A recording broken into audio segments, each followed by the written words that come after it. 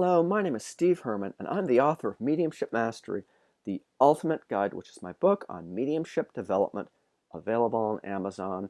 If you're into mediumship training and development, that's the whole purpose of my YouTube channel, so please subscribe. And I'm going to talk a little bit about receiving information that's generalized and how to work past that.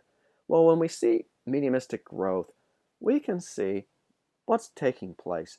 They're working telepathically with the medium. Now, being able to transmit mentally and being able to receive information mentally takes a lot of work, although it's a very simple process. So we see in the beginning, someone's novice, generally speaking, the information tends to be vague. It tends to be a bit more generalized. That's because that type of information is a lot easier to mentally transmit and to mentally receive. And we can see that mediums will just kind of focus with that. Well, what's on the surface level? Now, you can look at something on a surface level, and you can definitely get past just generalized statements. Oh, I see a man coming through from spirit. He's dressed in a business suit. He doesn't have any hair. He's pretty big. This type of thing. Well, he passed with a heart attack. That's pretty general. It could apply to a lot of people. But of course, if we observe things about that individual coming through from the spirit world, we start observing details, well, that's when you can start getting a little bit more specific. Oh, he's got a scar on his chin.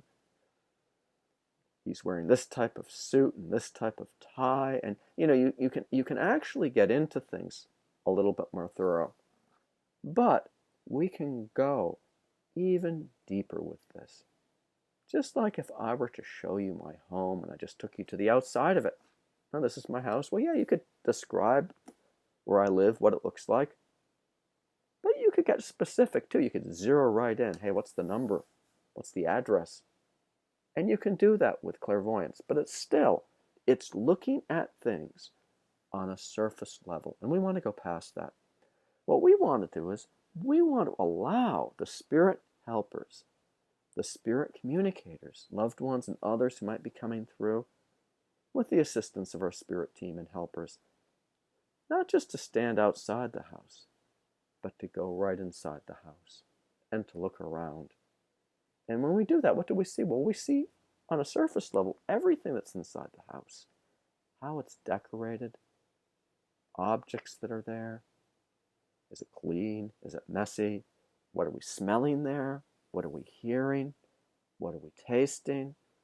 I mean, it's almost like we're there if we really let ourselves get out of the way and work with the spirit world. Now, that's all great because you can really get into some very specific things. You describe the framed photo on the wall, and the recipient still has that framed photograph. They now have it in their room. It belonged to their grandmother for years, and she had it there in the living room in her home. But we can go further than that. We can start going through the drawers. We can start going through the closet. We can look into things and we can take things out. We can take the diary out.